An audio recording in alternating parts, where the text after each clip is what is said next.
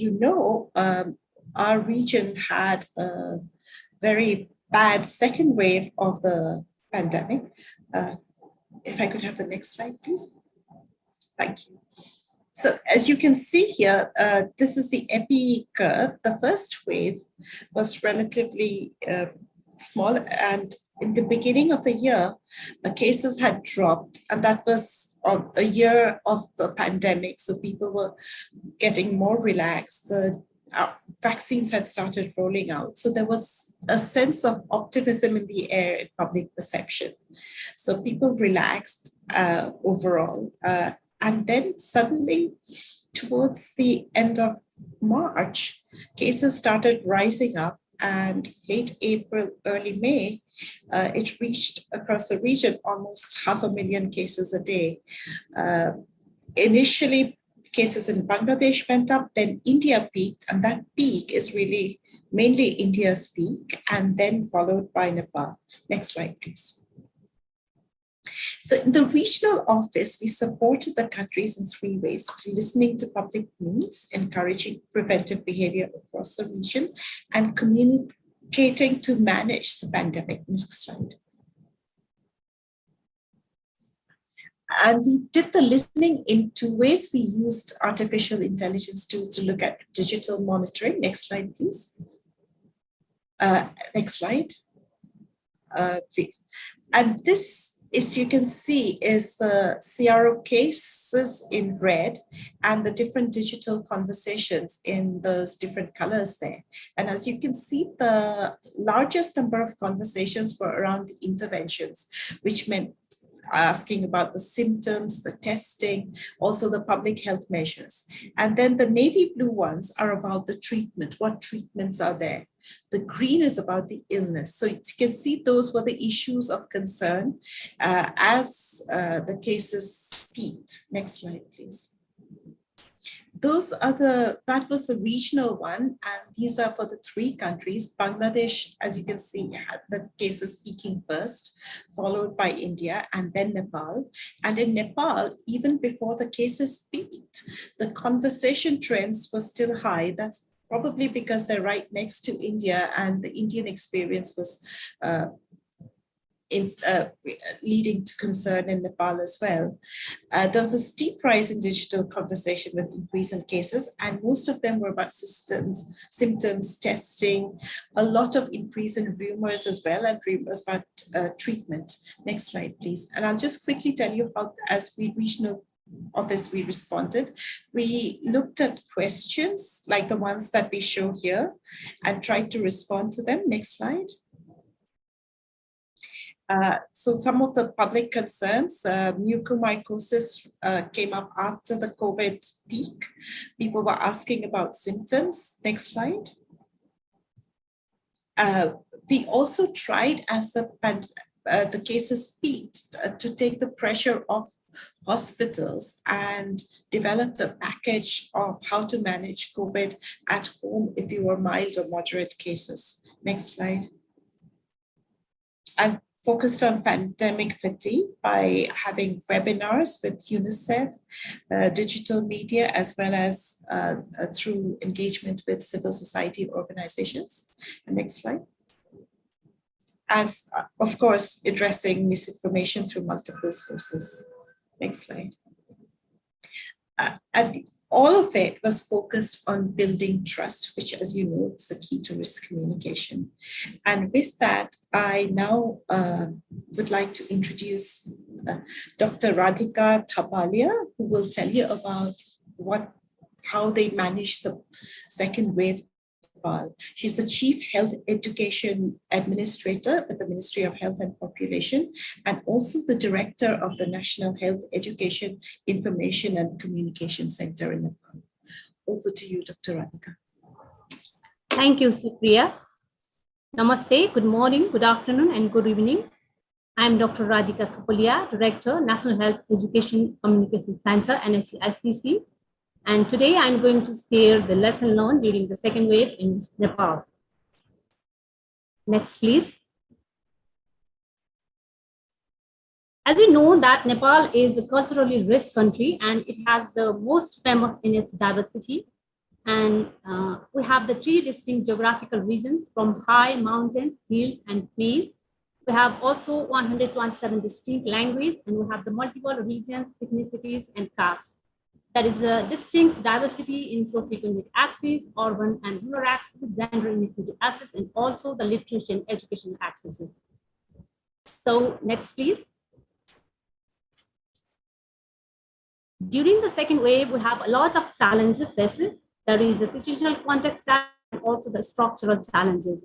So at that time, there was the political uncertainty. Nepal has plugged into a political crisis, and we are also approaching the season of the flood, malaria, and dengue. And at that time, India, our neighboring country, has also a lot of rises in the cases. So it has banned exports of vaccine to our country. And we have also the emergence of new strain. And India battled second wave facing shortages across the board. And we also know that Nepal and India has an open border. So return of migrants to the 1,500-kilometer long porous Indo-Nepal border is also a big challenge. And structural context is to have the underinvestment in health system from the last 10 years. And also we have the shortage of trained human resources in health, because as Nepal moved from the unitary country system to the federal level, a lot of health professionals is adjusted in the local level. So the health workers who are working in the hospitals were sent to the local level, where their skills are not utilized, but they need in the hospital, but there was no manpower who are trained in the ICU and ventilator support. Next, please. So regarding the MOSP and WHO collaboration and communication, WHO has provided a lot of expertise and global know-how and regional networking. The main areas of WHO communication support in Nepal is in the leadership communication, strategic and crisis communication, risk communication and community engagement, risk communication and community engagement, and two-way listening system, and also in the rumor debunking. And communication content is produced by the WHO through the technical vetting, and contextualization, translation, and production is also being done. Next, please.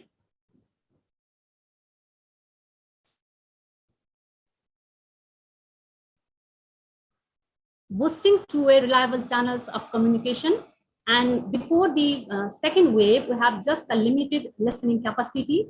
During the second wave, we double our listening capacity to the call center, and maximization of hotlines for support of hospital is being done. And Ministry of Health and Population deployed the joint WHO and MOSP technical teams to the hospital to coordinate and manage the supply chain. And empowerment of the NHICC is also being done. And other area we did is that we strengthen the partner communication feedback loops through health cluster coordination and UNRCCE. And our media crisis hub is set up in the MOSP and NHICC with the help of the UNICEF also. So we did our media monitoring strengthened during the second wave. Next. During the second wave, different things we did is we focus on the radio content, because the cases is moving from the urban area to the rural area. A lot of cases is rising in the rural area. So at that area, radio is very famous. So prime time slots were booked in the radio Nepal. And we know that different language is popular in Nepal. So a range of language content is increased, and leadership communication is also strengthened during this time, and media briefing boosted. Professional health association brought to reach in health practitioners, and targeted leveraging of partners and their capacity through the UNRCCE, SCC, and Facebook corporate. We do a lot of work with the different partnerships, like the Doras Online, and the production we made is disseminated to our partnerships. So we get all the messages and material to the large number of population at a time. So digital media also used. We did a partnership with the Facebook, so our content is posted by them, and message dissemination is a very, we did a lot of work in the message dissemination also through the different partnership strengthening. Next, please. And these are the things what we did. We went all to the print material also. There is a COVID prevention and control program on the Radio Nepal, dedicated radio program, and also the point of interim management and fabric mask production also did. And where is your mask campaign? We did this. And critical information on the mental health, gender-based violence is also done during this period. Next, please. And we especially focus on the targeted communication intervention during this second wave. And there were a lot of people in the home isolation. As more than 95,000 people are in home isolation, we started special programs for the people targeted in the home isolation. And we also targeted communication for the point of entry, child health, mental health, gender-based violence, high-density population, religious groups, festive-based program is also focused for this communication. Next. Targeted channels from national TV to radio programs also started in the second wave. I have already explained that when the case is more than 95,000, we start a special program in the Radio Nepal. That was the Ekanta Baat Norma.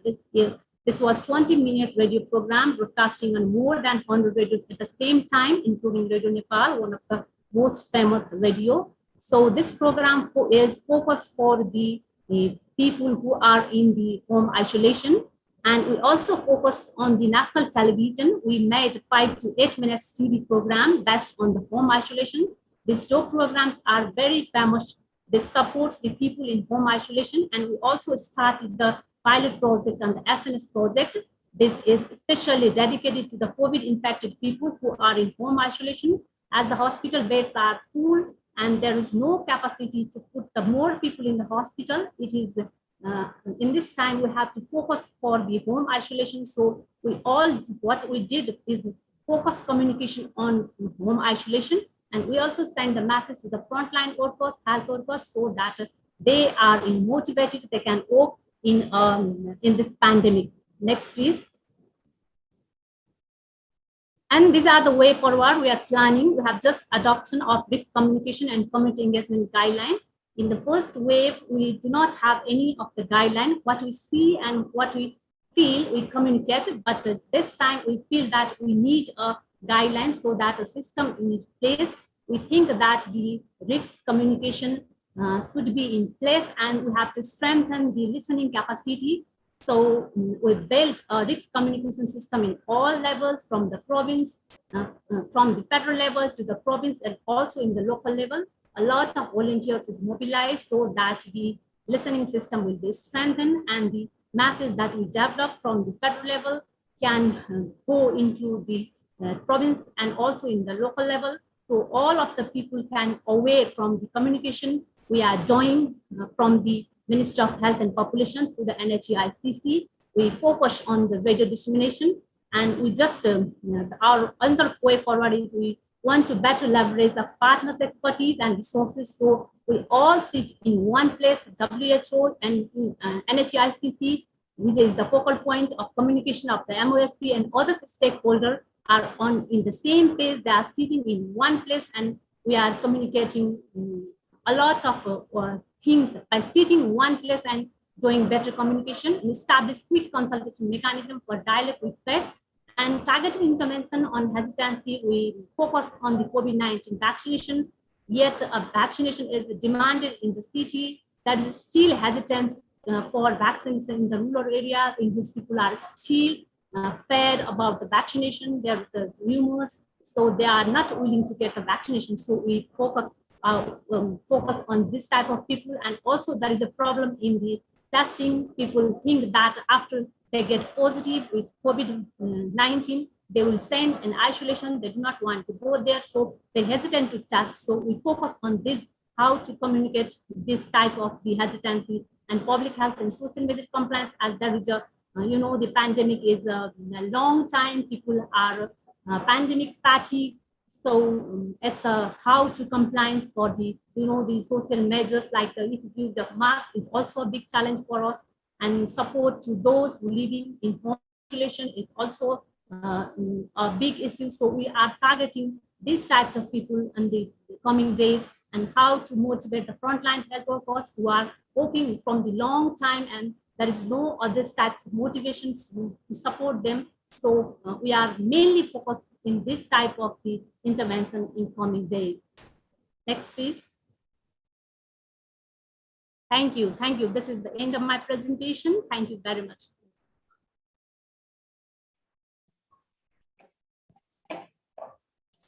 Thank you very much, Dr. Radhika. And now I would like to introduce Dr. Arun Kumar from India. Dr. Arun Kumar Sharma is the director of the Indian Council for Medical Research, National Institution for Implementation Research. As you know,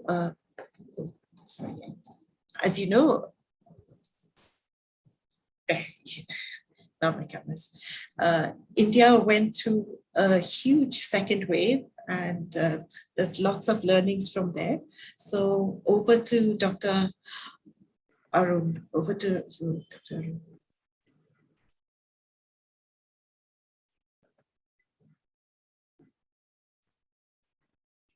Thank you, Supriya, for the introduction. Am I audible? Yes. Okay, I'll start with sharing my screen and just once again confirm if my slides are visible. Is my slide visible on the screen? Yes, we can see it. Okay, so good morning, good afternoon, and good evening to all the participants from all over the world. I'm thankful to the organizers for giving me this opportunity to talk on such an important component of our fight against COVID that's global. And that is risk communication and community engagement during COVID-19 surge. I'll talk about the India experience, but let me clarify that the views expressed here are absolutely personal, and I do not represent the government body in any means. My talk will be based on my personal experiences, and of course, some material that I'm going to show here have been taken from some government sources. Having said that, Supriya already showed this slide of the first wave and the second wave of COVID-19 surge in India. But on that, I want to add that in the first wave, what we saw, that the lockdown occurred at the very beginning, sometime in the third week of March. And after that, we saw a very slow progress of the disease. And we started unlocking from first week of June 2020. And gradually as the unlocking progressed, we saw a rise in the number of cases. But fortunately, the surge was not so much. The changes that happened, again, I'll repeat what Supriya said, that when we were declining from the first wave, the vaccination arrived. On 16 June, India started its vaccination program, and it coincided with the lowest number of cases reported after the first surge. And as a result, what happened, that there was a complacency in the society, believing that vaccine has arrived, and now we are almost over the problem of COVID-19 infection. And that is where the problem started. So what happened after the vaccination announcement and in the subsequent period became the triggers of second wave in India. So besides complacency and vaccine, three events occurred. One was election to the state assemblies in some part of the country. There was a spiritual gathering in the end of March and the beginning of April in the first fortnight of about more than 500,000 people in a small town of Haridwar. And then there was an ongoing agitation by the farmers in different parts of northern India, where there were aggregation of thousands of farmers on the streets. Now, these three events can be seen as a trigger point for spread of the infection because they acted as hotspot, and we have certain evidences regarding this. At the same time, because of the complacency, the inability for the people in general to cope with the requirement of COVID appropriate behavior at all stages multiplied the problem. And as a result, with the opening of communication, the transmission of infection happened in the rural hinterland, and we landed in the second wave. Now, in order to campaign against the second wave and try to control, there were several risk communication strategies taken up at the national level that included mass media campaigns, social media campaigns, enforcement of COVID appropriate behavior through administrative procedures and penal actions, bringing experts to talk about the subject in detail, because the community and the public was becoming knowledgeable through the social media platforms, and that knowledge every time was not the correct information about the disease. And at the same time, guidelines were offered and provided to institutions and offices as to how to contain the further transmission of the disease. And besides that, there were public campaigns, and of course, the most important in the modern era of communication, that was busting the myths or taking care of the fake news that was doing the rounds in different parts of the country.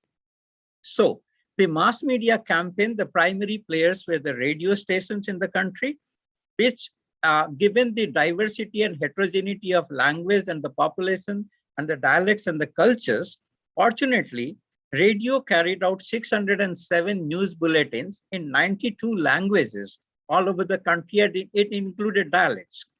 405 episodes of live public phone-in programs were organized on the radio stations across the country. And within a period of 30 days, 6,600 public services messages on COVID were broadcast over the radio. And 2,000 stories on medical and scientific breakthroughs, which were done by Indian Institute of Sciences, the Indian Institute of Technology, Indian Council of Medical Research, and other innovators across the country, were carried in flagship bulletins, and people were informed about them.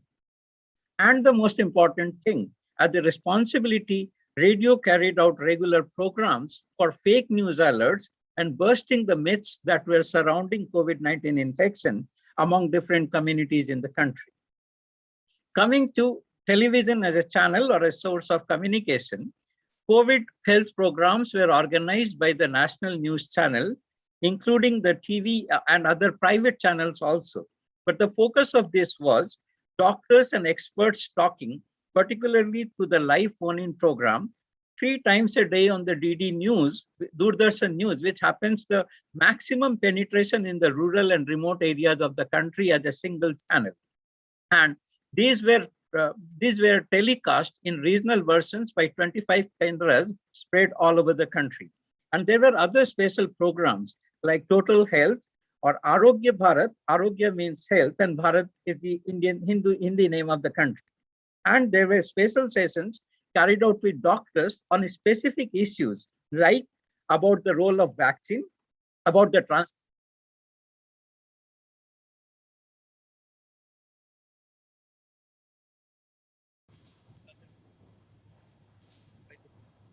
Dr. Arun, I think we've lost your audio.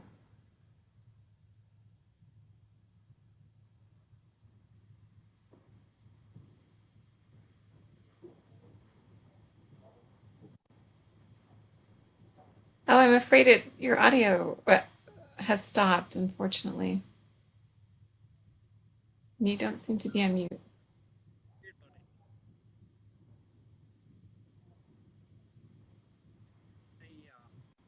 Dr. Arun, I'm afraid that we can't hear you present.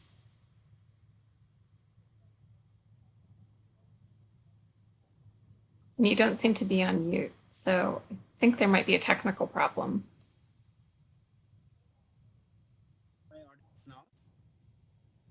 I think it's very faint.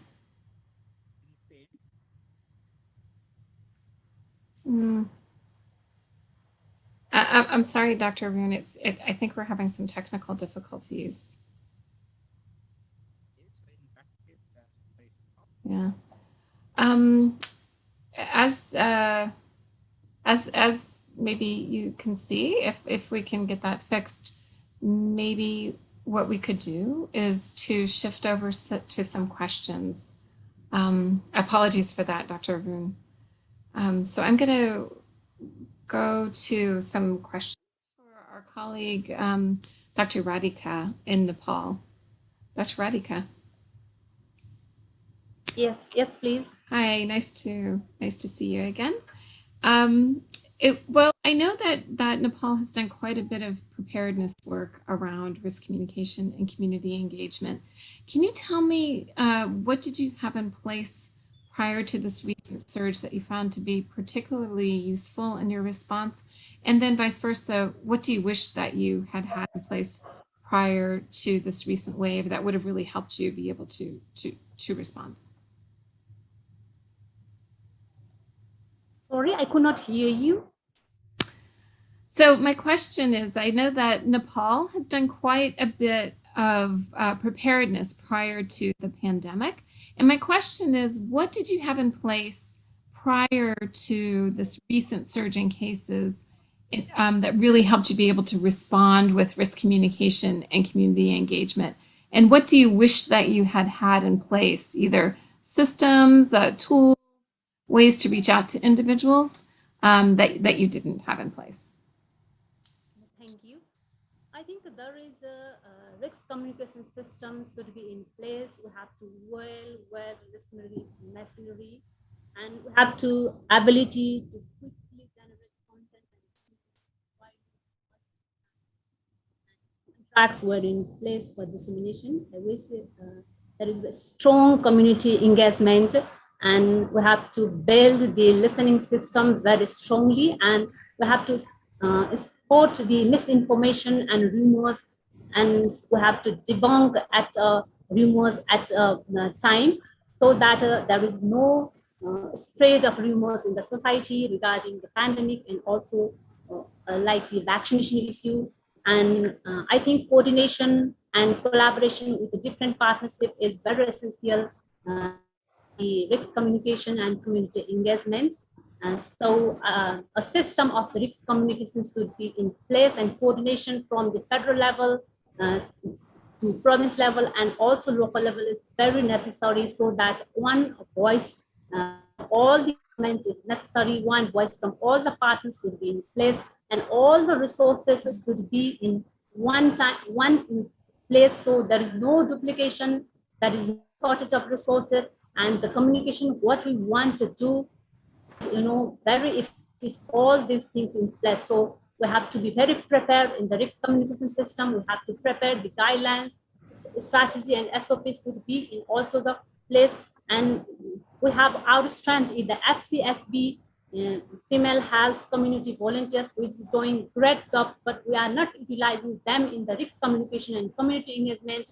So if we utilize this in also for the listening purpose and also building the system, so this can be used for the RCCE, and this will be effective. So we are planning to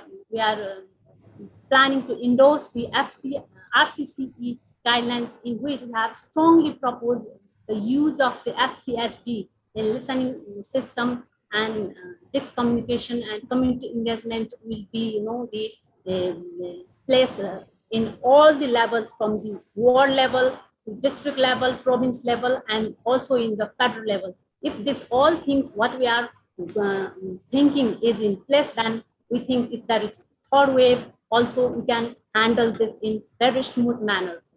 Thank you. Thank you. Thank you very much, Dr. Radhika. And I'll ask that when I'm asking questions, if individuals don't mind turning on their cameras so our participants can see, that would be great. I'm going to turn the next question over to our colleague who's actually at the WHO office in India, Dr. Tran, to answer this question. In your opinion, which of the risk communications and community engagement actions the most impact in getting people to adopt COVID-safe behaviors? And what do you base this on? Dr. Tran, hi, thank you, welcome. Yes, good afternoon there. This is evening here, yes, and good morning as well in the colleagues around the world. Yes, thank you, Melinda, for the question. Here in India, actually, there's a study saying that most trusted still, and Pan India most trusted communication channel is radio, surprisingly, but this is a reason why WHO also and in Dr. Sharma's presentation that how much effort we have put into communicating those COVID appropriate behavior, vaccine hesitancy, and other messages through radio. But again, I believe that it's not only radio, it depends really on the community where you could reach out, because there's such a diversity. Let's take in some of marginalized community that we have been working with, some of the migrant workers, some of the minorities. So they may not have this kind of reach to the radio. So we would come up with some of the interpersonal communication from other channel of communication. But all in all, we have been focusing on the radio, but alongside, of course, social media more and more now in the cities. But I think that the bottom line is that to whom we want to reach, and we need to tailor our messaging and with the delivery methods accordingly. Over. Great. Thanks, Dr. Tran. And it seems to be an effective means as well in Nepal. We heard a lot about radio. So that's nice to hear, because I think during both of these situations, you could see how things were unfolding in cities, but it was the rural areas that began to really get concerned about, and how to reach individuals in those settings with updated information that they could use in their lives. So thank you. Thanks so much for that. I think we're going to move on to our next presenter, and I apologize about some of the audio issues, but the presentations we've heard so far from Dr. Radhika and Dr. Arun have been really valuable. Recording in progress.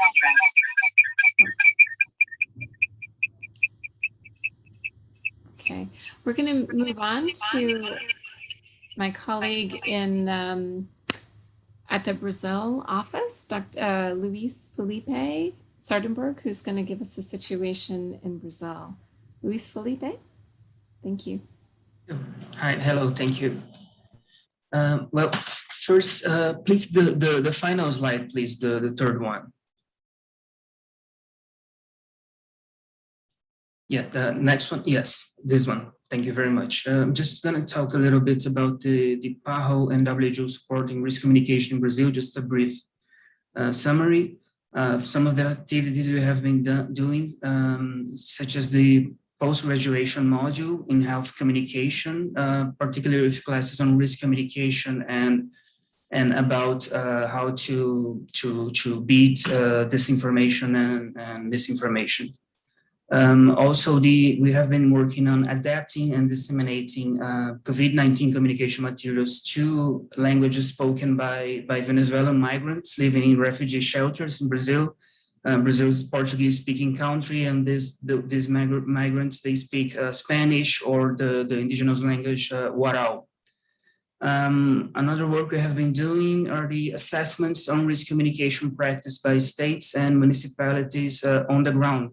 Along with the surveillance and laboratory assessment as parts of the country office emergency response team.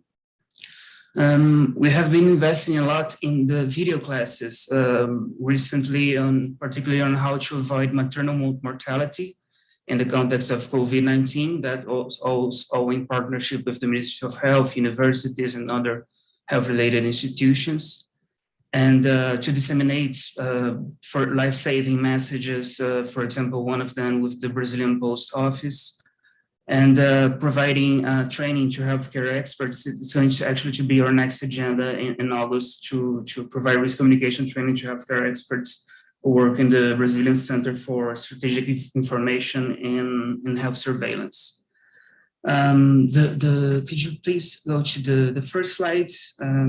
Before introducing our next guest, I'll present a very brief summary of the pandemic situation in Brazil. We have currently, the country has been through 15 months of emergency due to COVID-19, with a decrease in the number of cases and deaths only in the past weeks, but remaining a very high level of transmission in relation to the first wave. Also, up to June 20, you can see it in the slide right below, Brazil has had almost 18 million cases of COVID-19 with an average of more than 73,000 cases in the last 7 days, and with 6 out of 27 federal units currently presenting an ICU bed occupancy rate greater than 90%. And in total, more than 500,000 people have lost their lives, with an average of more than 2,000 deaths in the last 7 days. Next slide, please. The country is also known for to have a large capacity of vaccination given the strength of its unified health system, having administered about 87 million doses of COVID vaccines with an average of more than 1 million per day in the last week. And most of this increase in vaccination has occurred thanks to the strong local production capacity of Brazilian institutions like the Instituto Butantan and Fiocruz. Fiocruz, which we have here today, is one of the most distinguished institutions of science and technology in health in the Americas. And in addition to locally producing the AstraZeneca Oxford vaccine in Brazil, it has a long history of expertise and lessons learned in risk communication. So to share some of these lessons, I'd like to introduce our next guest, which is Pamela Lang, Fiocruz Deputy Communications Coordinator. Pamela, you have the floor.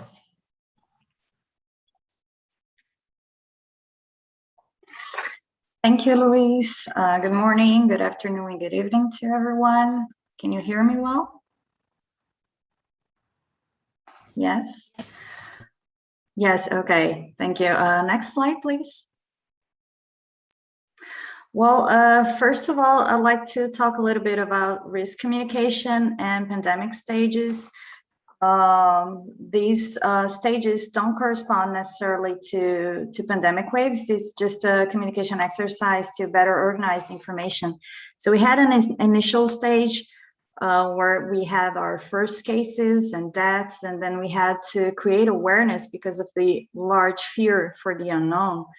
And we had transparency towards lack of scientific knowledge available at that time. And in the second stage, the infodemic phenomenon started with a lot of dissemination, fake news dissemination and false information.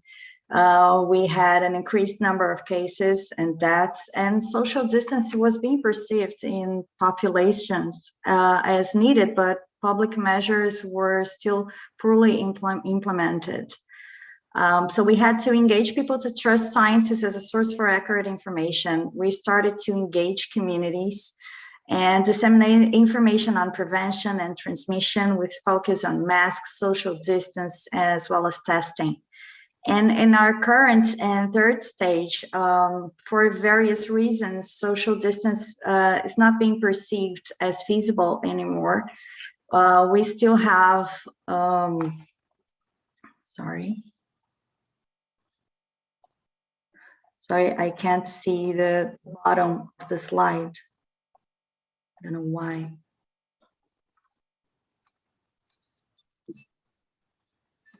Okay. Well, we have the variants of concerns identified in the territory, and people are starting to resume their routines. So we realized we had to improve our community engagement to using different formats and targeting different audiences as well. Next, please. So here at Fiocruz, we are a public institution in science and health. What? Okay. We are a public institution in science and health under the Ministry of Health, and we have offices and units in 10 Brazilian states. We've been facing COVID-19 since the very beginning in Brazil.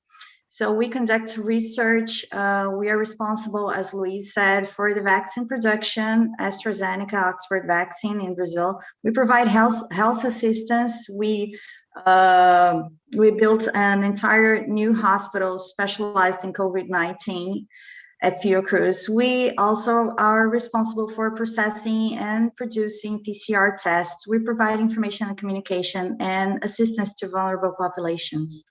Next, please.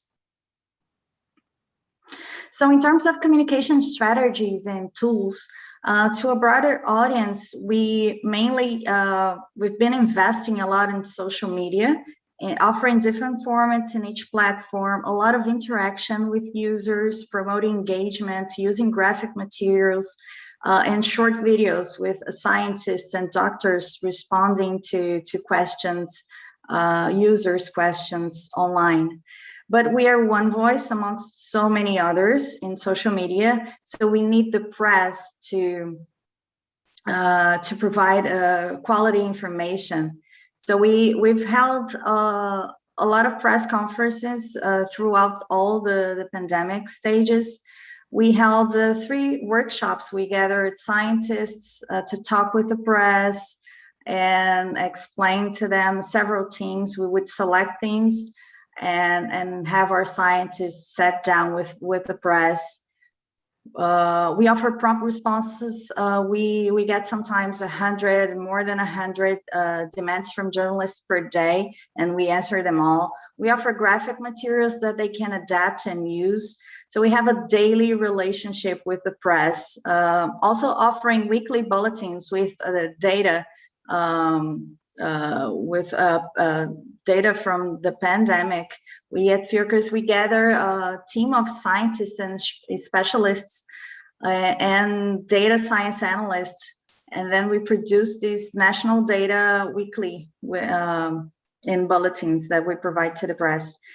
And also we needed to engage communities, because people who are already socially and economically more vulnerable in Brazil, they were also most impacted by COVID-19, such as women and LGBT people, Black people, indigenous, and people who lives in the favelas, slums, which we call favelas. Next, please. So for community engagement, we produced a guide to public authorities with scientific evidence and best practice on how to reduce the social impacts on indigenous favelas communities and women and LGBT people. Towards indigenous communities, it was a challenge because these communities are very hard to reach and we couldn't all be on the ground. So we gather our communication, risk communication team, and we had to have a very strong interaction between researchers, local communicators, and indigenous leaders. Then we would provide information on prevention, transmission, vaccines, and these local communicators would then translate all this material to local languages and dialects. And we also observed that WhatsApp material was very useful to these communities. And especially in the favelas, we had a very special project, the Health Connection Project, in which communication was part of an integrated health model with support and surveillance in the control of COVID-19 in these vulnerable communities. Next. Thank you. So we had this integrated model of healthcare that was also integrated with the public healthcare in these communities. So we worked together with the public health assistance on the ground. We provided free testing, free PCR testing, contact tracing, online consults in more than 15 specialties, and not only COVID-19, online mental health care and safe home isolation program, which is a completely different program for these people to be isolated if there is an infected person in the family, for instance, as they live, a lot of people would share the same bedroom. So we would have to have a special isolation program providing social assistance and medical care, of course. And then we had the communication with local articulators, and we had to mobilize the local community. Next. So we produced, in this project, we produced multiple communication products locally, as I said, and distributed in 16 slums in Rio de Janeiro with the work of local mobilizers. So everything was produced listening to the community's demands, listening to the local communicators, and we would produce these materials together. And we had radio soap operas, radio spots. Radio was a very useful tool, as our colleagues from India and Nepal, they stated in Brazil, they work just as well. And sound cars, short videos for social media, and then we would include accessible videos to the deaf community with sign languages, flyers, megaphones, a partnership with local digital influencers, and also weekly bulletins with local data, because we have national data, but there were no data for these local communities. Then we would provide weekly bulletins with its data. And we targeted young people, different religious groups. That was very important in the favelas, to address the different religious groups, priority groups for the vaccination programs, and LGBT people. Next. So as lessons learned, and it's very important to say we are still learning, because it's an ongoing process. We still have a very high rate of cases. So the lessons we've learned so far is that we need to address locally. There is a need for community interventions to mitigate the rate of transmission and the number of cases. It's been a collective effort. All these initiatives I mentioned earlier, previously, they had the support of I don't know, the British Embassy, NGOs, scientists, the local population. So it's a collective effort, and we have to invest in new and diverse communication strategies. But we believe we can. We are building some resilience for future crises and for this ongoing crisis. We've built these networks of people and local partners that could be easily mobilized in a future crisis. We now have a better understanding of the community's vulnerabilities to improve communication tools in the future. And local capacity building, that's something I think it's the most important thing, that we invested in local communicators and local infrastructure. So local communicators can be protagonists in a more effective communication risk and engagement in their own communities. So this, I think, is the most important thing, is to build this local capacity, and I believe we are investing in this for the future. So thank you. I'll be here for further questions. And this is I'm sorry, there was a map, yeah, for the ICU beds occupancy rates. So you can see that we are still in a very critical state in almost every state in Brazil. Thank you. Thank you, Pamela, and thanks for joining us. Certainly under the continuing difficult situation in Brazil, we really appreciate your time. Before we go into question and answers, I think we're going to go back to Dr. Arun, who's, I think, able to fix his presentation. So we'll check with him, and then we'll just come back to question and answer. So thanks, Pamela. Dr. Tran. Yeah. Dr. Arun. Dr. Arun. Yeah, let me see. I have joined through mobile, and if I can share my slides once again. It says only the host can share slides. So can somebody help me upload the slides? I'm not able to do it from here.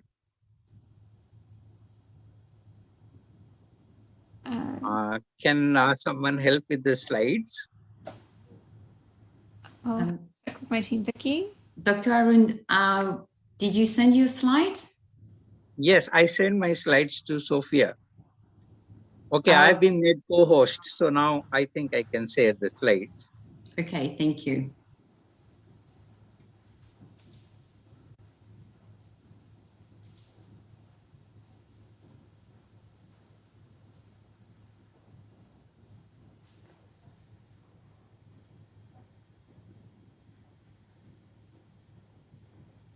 No, I'm not able to do that. Okay. It's not taking my slides from the Okay, maybe. Why don't I do this? Why don't I go to some questions for our colleagues in Brazil while we are able to sort out the slide situation and see if we can conclude with your presentation. Okay, Dr. Arun? Okay. Yeah, okay. So, I'm sorry about that. no, that's but, okay. These things happen. So I'll go back to Pamela. Pamela, I have a quick question for you. I'm wondering how, among the different audiences that you needed to reach out to during this crisis phase, which did you find different levels and different understandings of the health information and the guidance that was trying to be imparted by different health authorities, and how did you address that? Pamela? Oh, sorry, can you repeat, please? Yeah, no problem. I have a couple questions for you. We'll do that and Sure. then go back to Dr. Arun. I'm wondering, among the different audiences that you needed to communicate with in Brazil, did you find that different individuals had different levels of understanding of the health recommendations, and how did you address that? Oh, yes. We couldn't address exactly the same contents to all these different audiences. Of course, that you have important messages that need to be addressed to all audiences, but in countries like Brazil, where people are largely affected by social inequalities, those messages need to be adapted to different realities.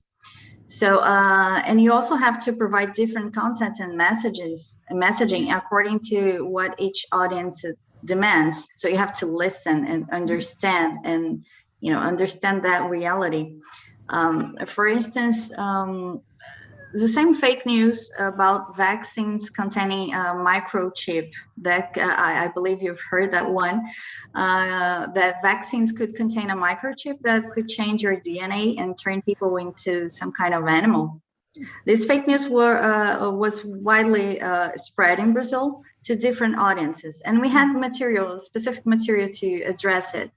But when it comes, for instance, to indigenous communities, we had to understand it's a completely different reality. So for these communities, spirits, animals turning into humans, and humans turning into animals, it's part of their culture. So when they receive some fake news like that, it makes to them a lot of sense, considering these cultural aspects. So we had to produce an entirely different material to address these themes, for example, with researchers and local leaders. So we have to understand these different realities to produce different materials, even though it's sometimes the same content. It needs to be completely adapted to a different reality. Yeah, to tailor to different people and different contexts. So thank you. At the end of your I just have one more question, then we'll go to Dr. Arun's final end of his presentation. At the end of your presentation, you talked about how you had learned a lot about the communities you were working with and realized their capacity to be able to manage emergencies in the future. What are you going to do to sort of maintain those relationships with communities from this emergency and then into the future to the next emergency, assuming that there may be hopefully a phase where there aren't emergencies for a while? Well, I'm not so sure about that, because before SARS-CoV, we had the Zika virus and chikungunya virus and yellow fever. So we've been risk communicating for a while now. So we're just kind of waiting for the next crisis. But we engage in social projects with these communities. So we keep contact with them. We have Fiocruz have these social projects within the favelas. So we partner we have this partnership to other projects as well. So I believe we can easily mobilize the same structures and same networks, for the future. Great. Okay, thank you so much. We have a lot to learn from you. Thank you. I will say to the other panelists, there have been several questions in the Q&A that might be best answered if you don't mind just taking a minute and looking at the Q&As in the Q&A function to answer those live. Okay, now I'll turn back to Dr. Arun, and we're going to pick it up, I think, on this slide for the rest of your presentation. Thanks for your patience. Thank you so much for helping me out with loading the slide and having me on. Am I audible now? Yes, you are. Okay, great. So after the media, the use of mass media for communication, I would like to focus on citizen engagement. And there, a very unique thing done by the government of India.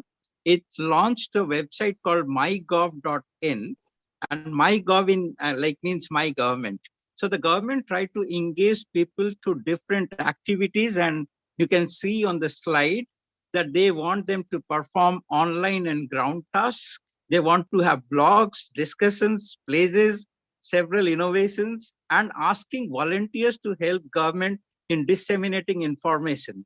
And they also invited interns to train and provide their services as volunteers and also get trained on the job of providing communication. Next slide, please.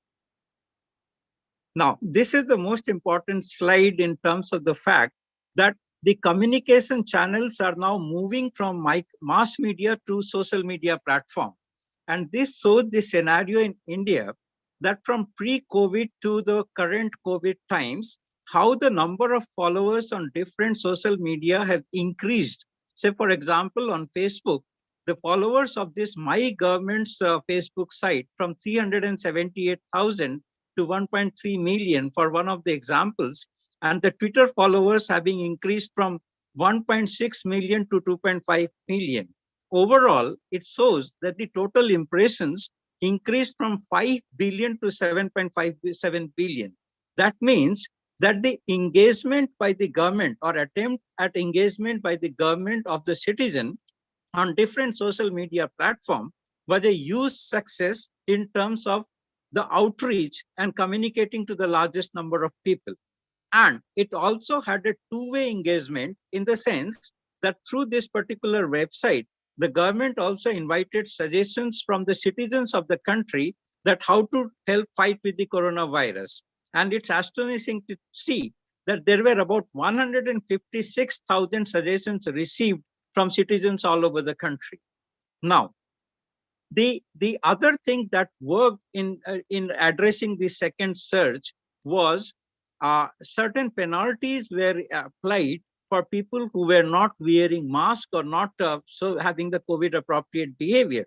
Not only that, it helped the government collecting some money, but it also helped disciplining people and enforcing the behavior. And then restriction of entries to different agencies like malls, government offices, and public utilities to ensure distancing, and making compulsory rules like if there is no mask on, then entry is not allowed, and making sanitizers available at all possible access points were other thing. I'm sorry, it's on the next slide. Next slide, please. Yeah. So this is what the actions were there to enforce COVID appropriate behavior that I was talking about. Next slide, please. So the biggest challenge which I think the Indian subcontinent faced was in terms of the fake news. The fake news and the possible prescriptions which were floating on the WhatsApp or other social media, and people were trying to procure drugs on their own without consulting doctors. It resulted into more bigger challenges like black marketing of the drugs, non-availability of drugs in the open market, and indiscriminate use of the drug. That created the biggest challenge, I think, in this. So this was like, this was addressed by certain activities which were done by the government. Can I have the next slide, please? These activities were what I described earlier by engaging the citizens on the social media and disseminating the correct information and bringing in experts and medical doctors to talk about helped us. Now, what happens now onwards? We are talking about a possible third wave. The reason being that in a population of 1.32 billion, so far we have only been able to vaccinate only 4% of the total population, and another 2% have already suffered from the infection. That means 94% of the vulnerable population is still out there without a vaccine or without a natural infection. So the third wave is quite likely to happen, though we don't want it to. So what is required at this particular stage is a challenge for risk communication and citizen engagement, is to deviate people or bring people into the right fold, removing their fixed ideas and beliefs, which are either against the vaccine or against the right kind of treatment that is required, and falling back upon indiscriminate use of prescription drugs at their own discretion without taking help from the doctors. Again, the negative campaigns which start on the social media, as soon as a surge begins, a surge of fake messages and false information also begins on the social media platforms. That is the biggest challenge, to counter-produce that, or to counter those with an equal vigor and equal intensity, which becomes a big challenge. And as one of the questions I saw in the question answer, that there are different communities, especially the marginalized communities, whose access to the correct information, either due to illiteracy or because of their distances from the point of origin of the information, really begs a challenge. So reaching those marginalized communities is another challenge we have to look at. And though the vaccination drive has happened very effectively now, and the government has finally made vaccination available free of cost to each and every citizen of the country, there's a lot of vaccine hesitancy. In spite of availability of the vaccine hesitancy may be a big challenge we need to address. And for that, we have to gear up and we have to start working in this directions. And another issue is hospitalization. No matter how many beds we create, no matter how many ventilators we provide or the services create, for a population of the size of 1.32 billion, it's simply not possible to have a bed for everybody if the need arises. So the discretion in terms of hospitalization and giving care to the more serious ones in another challenge, which has to be made understood to the people regarding the vaccination need. Next slide, please. Yeah, so the priority, what we need to do at this moment from the communication point is success of the vaccination drive. That depends on how much we can convert the vaccine hesitancy to vaccine acceptance. Second, enforcement of COVID appropriate behavior at the grassroots level, at individual level, will help stop fresh surge of cases. Reducing panic whenever with fungal infection, that is another challenge. With the mucormycosis, there was a huge panic and people thought that they are going to die because of the mucormycosis and not because of COVID.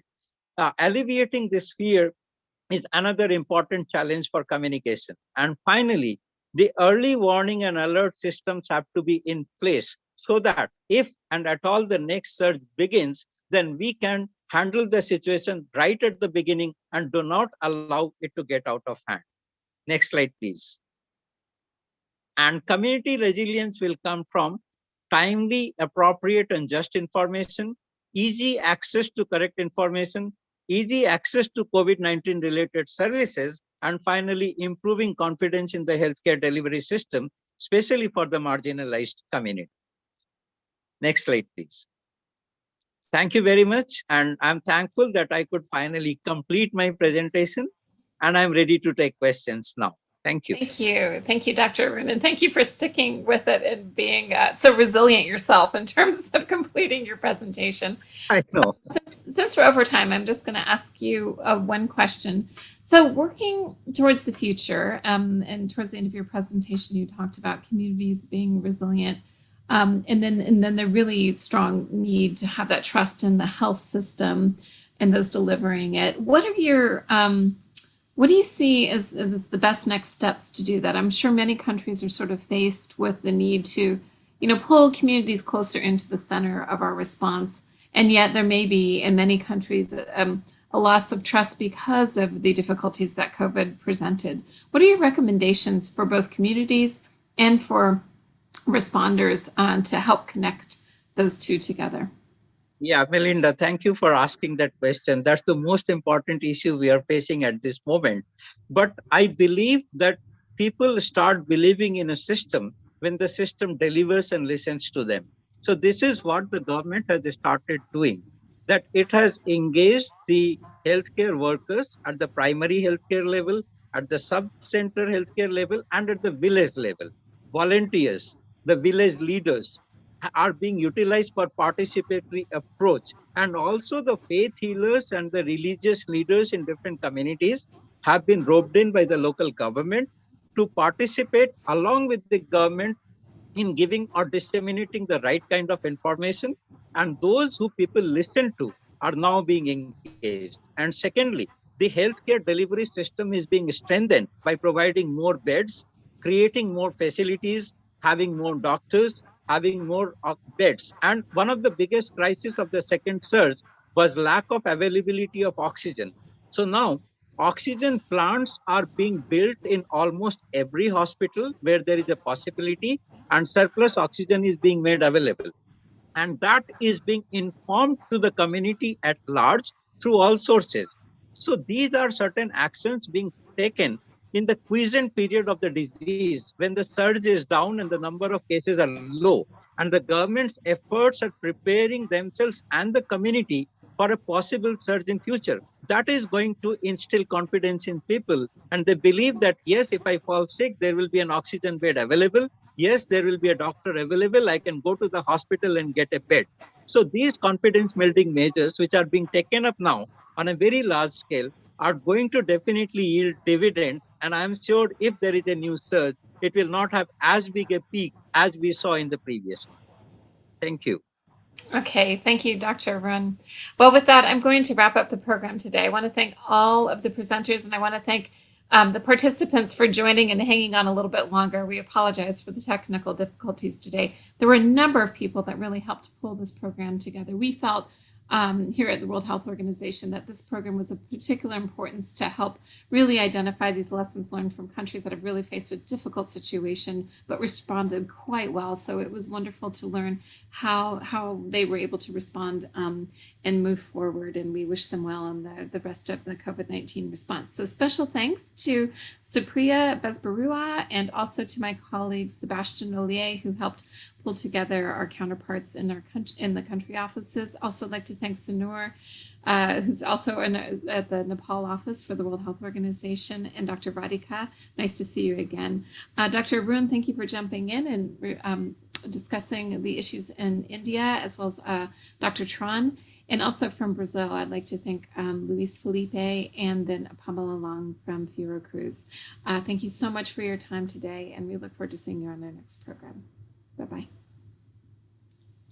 Thank you. Bye. Thank you. Thank you, our colleagues. Thank you. Thank you all. Thank you. Bye-bye.